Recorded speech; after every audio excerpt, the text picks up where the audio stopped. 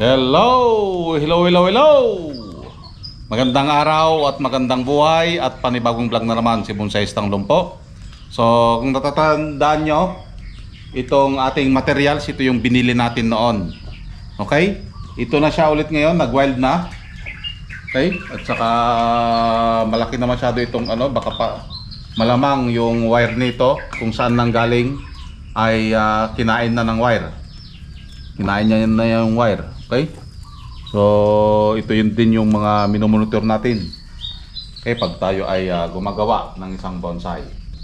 Okay, so ang gagawin natin ngayon dito is i-workshop natin. Tinubuan na rin, no? Okay? So, ito ay isang cascade. Okay? So, let's start para makapag-umpisa na tayo. Tanggalin natin yung mga hindi na kailangan na sanga, okay, para lumakas yung naka-wire. So ang pagbobonsai ay parang siya agoy. Tinanggal mo siya sa puso mo kasi hindi mo na kailangan agoy. So tanggalin din yung mga dahon nito para makita natin na malinis kapag ito ay i-wire. So finger lang muna. Ano daw? Finger ng mga dahon bago natin i-wire or himasin. Agoy.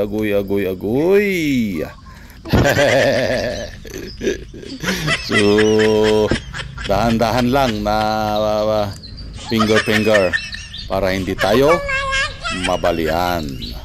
So bakit natin kinakalbo ang isang halaman? Para sumiksik ang kanyang mga sanga at pumino ang mga dahon nito. So ang nagustuhan ko sa halaman na ito ay yung kanyang katawan, punong-puno ng driftwood. Ayan, at malapit na tayong matapos na tanggalan ng dahon. So yun guys, natanggalan na natin ng dahon. Nakalbo na natin. Okay? Kung mapapansin nyo yung mga wire, okay, may tinanggal tayo dito kanina na malaki. Ang kanyang wire ay bumaon na, oh. Dito, oh. Okay? Bumaon na. Pati din dito. Kabila.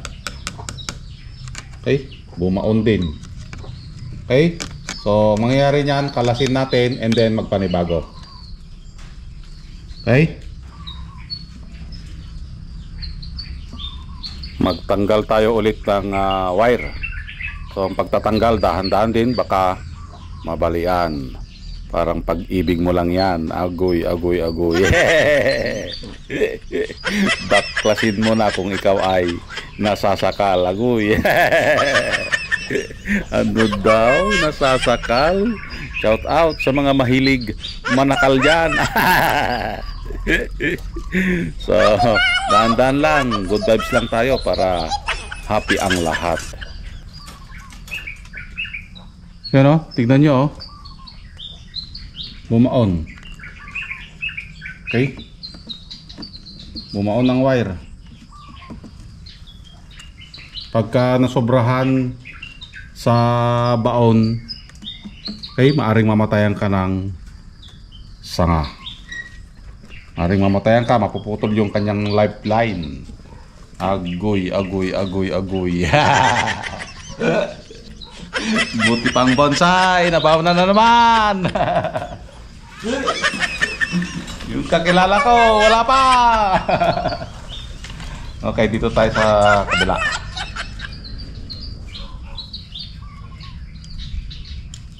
Ang pagtatanggal ng wire ay dapat hindi ka nagmamadali para yung sugat na bumaon na wire hindi ka maputulan. Sugat. So mapapansin nyo, sugat ito. Yan, o. Sugat na yan. Agoy. Nasugatan. ang kanyang puso. Ayan, at natanggal na natin lahat ang kanyang wire. Isusunod naman natin dito yung ibabalik ang wire, pero dapat ang pag-wire dito pasalungat na, wag mo nang sundan yung iniwan ng sugat ng wire. So ang mangyayari doon, maghihilom yung sugat dahil mayroong sugat na hindi nagagamot. Agoy. Yeah. Mayroong sugat na nagagamot. So continuous wiring lang tayo. Yan, dahan-dahan din kasi yung sugat na iniwan ng wire ay lamat na yun sa ating mga sanga. Baka kunting liko mo lang, mababali na. Yan.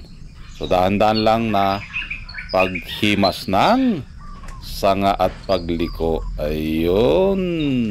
Shout out sa mga mahilig maghimas ng sanga dyan, lalong-lalo na yung mga dati kong kasamahan na nagbubonsai. Shout out sa inyo. Ayan. At malapit na tayong matapos sa paghimas-himas ng sanga. Agoy. So unti-unti nang bumabalik ang kanyang itsura or bumalik ang kanyang alindog. Agoy. Yeah.